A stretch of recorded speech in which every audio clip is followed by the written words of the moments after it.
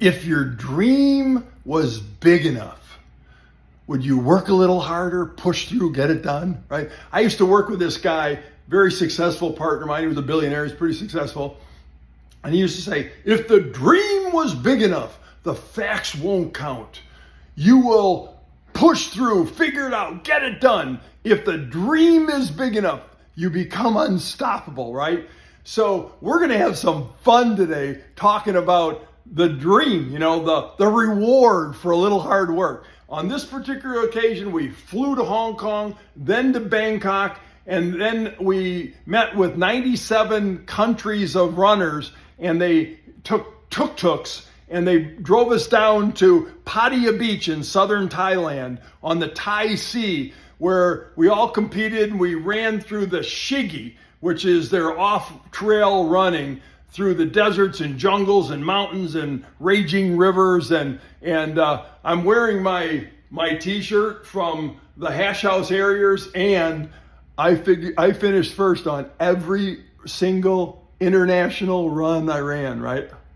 That was pretty cool. So then Bill and I and Nancy and I, the three of us, we flew to Singapore, and from Singapore, we flew to Kathmandu in Nepal, right? And we stayed at this beautiful 5-star hotel called the Yak and Yeti Hotel, a block from the King's Palace. We actually rented the presidential penthouse, which took up the entire top floor. So we had 4 sides of balconies overlooking the highest peaks in the world, right? And on our first day, we went for a walk, and we came to the park, and the Royal Nepalese Cavalry was practicing drills on horseback. I mean, unbelievable, right? And we went on 2 treks while we were in the Himalayas. On this particular one, there's this magnificent hotel called the Fishtail Lodge in Pokhara, Nepal, right? So we hired a car and driver to take us as far into the mountains as we could, and he dropped us off at the trailhead. We made arrangements for him to pick us up in a couple days, and off we were, trekking through the Himalayas, right? And after we trekked for a while, and after we came to this clearing, there it was, the Fishtail Lodge in Pokhara, Nepal, right? Now, it was on the other side of this lake, and this is the kicker. The only way you could get to the hotel, they had this big, thick rope stretched all the way across this lake. And they had a wooden raft. And the only way to the hotel is you have to stand on this wooden raft and pull yourself across this lake, which is what we did, right? And while we're pulling ourselves across, this water buffalo swims right by. I mean, how cool is that, right?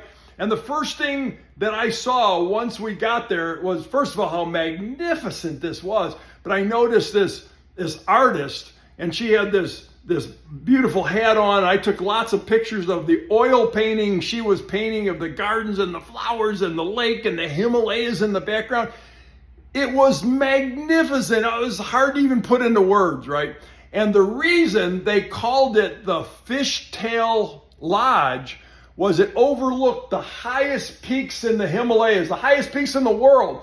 In particular, right in front of us was a mountain called Machu Picchu, which is the 5th highest peak in the world, right? The fishtail. It had split up on top. And this is the thing. Most of the time, you couldn't even see the mountaintops because they're in the clouds, right? About 4 or 5 days a month, on rare occasions, the clouds disappear and you can actually see the summits. You can see the tops of the mountains, right? So we spent the night at the Fishtail Lodge in Pokhara, Nepal, right? And at 5 o'clock in the morning, we lucked out. On our door, it was, "The fishtail, you can see the fishtail. The fishtail, you can see the fishtail." And then you go to the next door. And there we were, we shuffle out of bed and we come to the door. We have no idea what to expect or what's on the other side of the door, right? We step outside of our hotel room in our BVDs or whatever we had on, and we look up. And we look up. and we look up, and it's OMG. To put into words what that experience was like, the grandeur of Machu Picchu, the fishtail, sticking out of the clouds, looking right upon us, right? It was like, it's hard to even imagine what an experience like that is like. And it's all because we were willing to do a little work, push through, overcome some challenges, and get it done, right?